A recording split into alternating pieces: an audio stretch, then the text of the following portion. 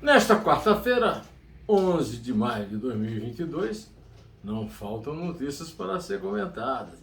E a principal é que o juiz Diego Oliveira, da 9ª Vara Civil de Manaus, não teve como condenar os responsáveis, irresponsáveis, pela tragédia das mortes a seco de Manaus, por causa da mudança que o Congresso fez na lei da improbidade administrativa.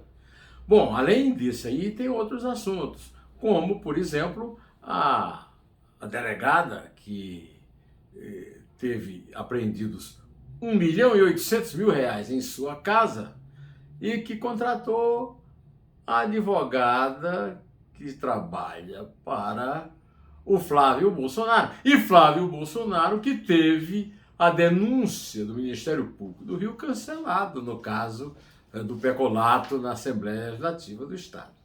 Pois é, meus amigos, eu aqui cumprimento vocês que estão muito firmes, fiéis, me dando audiência, comentando, dando likes e vamos em frente, né?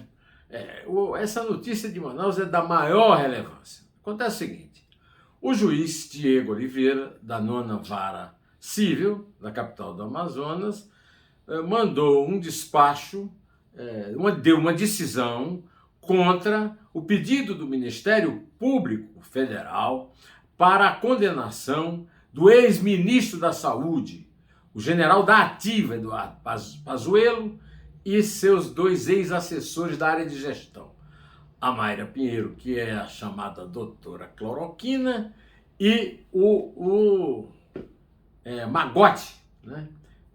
Que era também da mesma área, né? O juiz deu um argumento que eu achei irrespondível. O que aconteceu foi crime.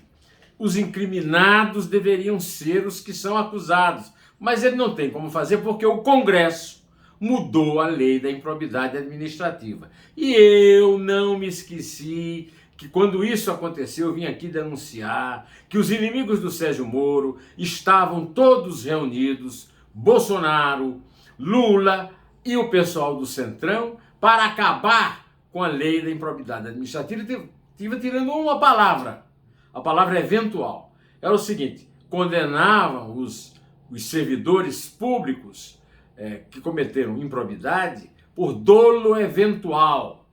E aí eles tiraram o eventual de tal forma que o juiz não pode mais condená-los, porque exige então dolo. Ou seja, é preciso que o juiz aceite que a promotoria declarou que o general Pazuello e os seus 2 ex-assessores tiveram a intenção específica de matar cada uma das 31 vítimas. É claro que isso não se consegue, não houve isso. O que houve foi dolo eventual, causado por quê? Por incompetência, por omissão e, sobretudo, por desídia de funcionário público que não cumpre o seu dever. Essa reforma fez, na verdade, para combater o combate à corrupção feito pela Lava Jato e especificamente pelo Sérgio Moro, que é o inimigo de todos eles, dos bolsonaristas, dos lulistas e do Centrão. Isso eu denunciei na época. Agora não, o pretexto era o seguinte, tem muito servidor aí inocente, muito bom servidor que está sendo condenado por essa lei. Ou seja, os bons funcionários estão pagando pelos pecadores e os pecadores não pagam os seus pecados. Um outro assunto importante do dia, primeiro eu quero pedir desculpa a você, porque no vídeo de ontem eu cometi uma troca de consoante fatal, né? Eu disse que foi apreendido na casa da delegada Helena Belém, lá da Polícia Civil do Rio, um pacote aí de 1.800.000.000. Não, era 1.800.000 reais. Não dá para guardar um pacote em dinheiro vivo de 1.800.000.000, não é verdade? Eu cometi um engano aqui de fala, né? Aquilo que o Freud chama de psicopatologia da vida. Eu dei um meu Deus, você mentiu, não foi 1 bilhão, foi 1 milhão. Foi 1.800.000, quase 2 milhões. É pouco? Para mim não é não, e para você? É pouco? Um pacote de 1.800.000 reais de dinheiro vivo na casa de uma delegada? de uma delegada que está sendo investigada por associação criminosa com o sobrinho do Castor de Andrade, o Rogério Andrade, e Rony Lessa, o cara que atirou na Marielle Franco. Rony Lessa, inclusive o Ministério Público está investigando a possibilidade de ter sido promovido por Rogério Andrade, sobrinho de Castor de Andrade, logo um pouquinho antes de ter matado, de ter atirado, como a polícia disse que atirou, em Marielle Franco e no motorista. Então, você veja o seguinte, que coisa, hein? Aí, nesse dia, a delegada Helena Bonfim contrata uma advogada, Luciana Pires. A advogada Luciana Pires é advogada, sabe de quem? Sabe de quem? De Flávio Bolsonaro. Nem precisava lembrar, né? Mas, de repente, a gente podia até esquecer. Mas logo tudo aconteceu no mesmo dia. Descobrem o dinheiro na casa da delegada, a delegada contrata a advogada é a advogada do Flávio Bolsonaro, e mais, olha que quarta-feirinha terrível, hein? O Ministério Público do Rio pediu o fim da denúncia contra Flávio Bolsonaro naquele caso, no caso das rachadinhas, não é rachadinha não, é peculato, crime contra o interesse público, é crime contra o patrimônio público, que é tratar dinheiro particular como se fosse público, roubar, extorsão dos funcionários, né? Não é uma coincidência enorme tudo ter acontecido no mesmo dia. E como é que dá para a gente esquecer isso, né? Deixar de falar nisso logo tendo acontecido isso tudo. Mas não aconteceu só isso não, viu?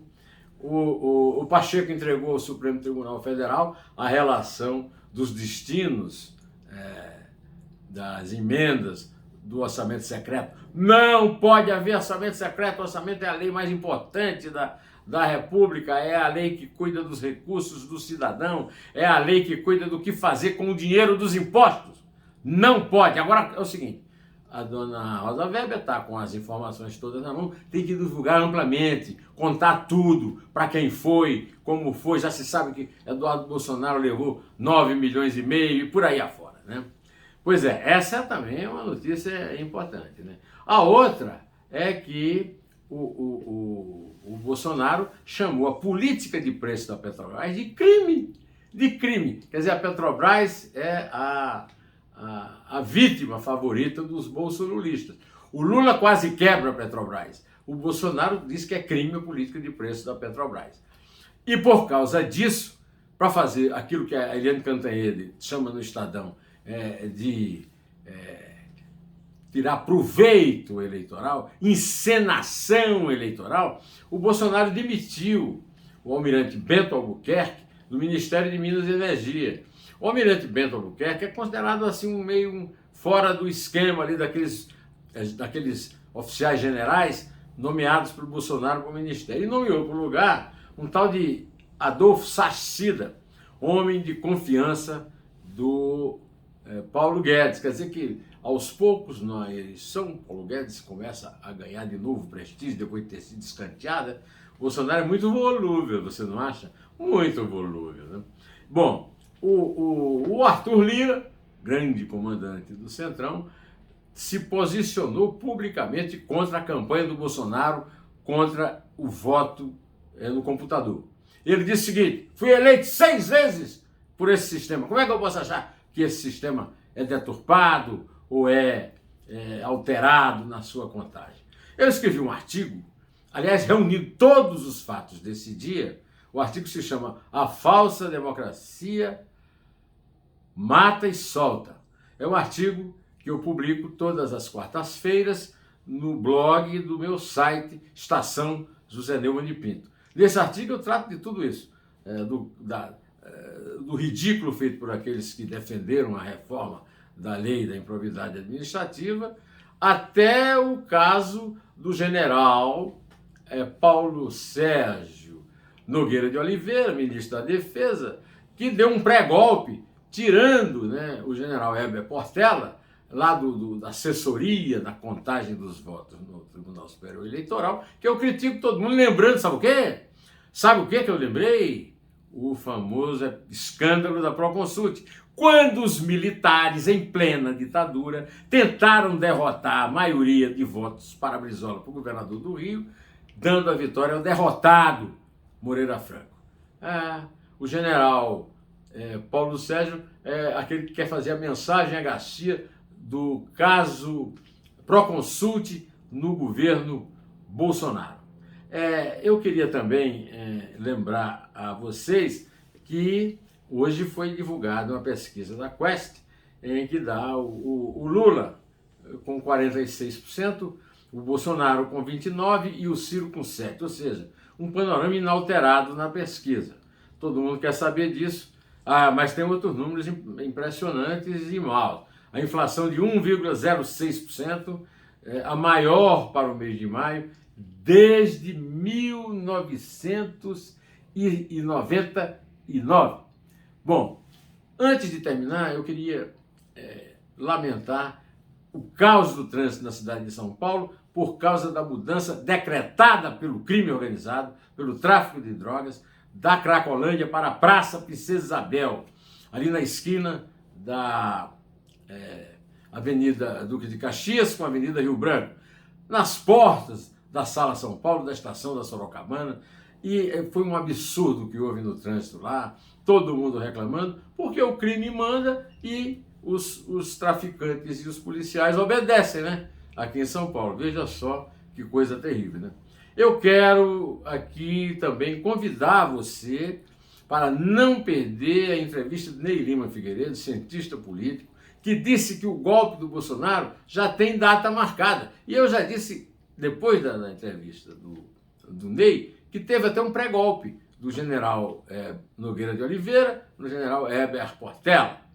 E tem um programa imperdível, o Dois Dedos de Prosa, com Gilda Matoso, que foi a nona mulher, que é a viúva do Vinícius de Moraes, e que esteve aqui na exposição do primo dela, que está lá na Galeria Com Tempo, na Alameda Gabriel Monteiro da Silva, 1644, nos Jardins, em São Paulo, e olha, ele conta histórias imperdíveis do poeta que não era poetinha não, viu? Era um poetão, o maior letrista da história da música brasileira e um grande poeta, principalmente na fase religiosa no começo da vida dele. E eu vou ficando por aqui, direto ao assunto.